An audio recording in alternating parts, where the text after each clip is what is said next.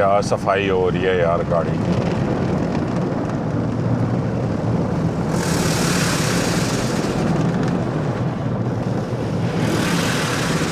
ये क्या ऊपर नीचे सब हर जगह से उन्होंने ना साफ़ कर लिया। मैं क्यों ये करवाता हूँ, क्योंकि बर्फ़ की वजह से ना ऊपर काफ़ी है, नीचे मिट्टी जम गई होती है जो आपकी बॉडी को जो है ना वो नुकसान पहुँचाती है।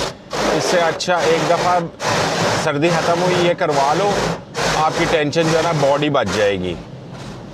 बाद में आप बॉडी पे पैसे लगाते रहो भाई कि ये हो गया वो हो गया ऐसे हो गया वैसे हो गया।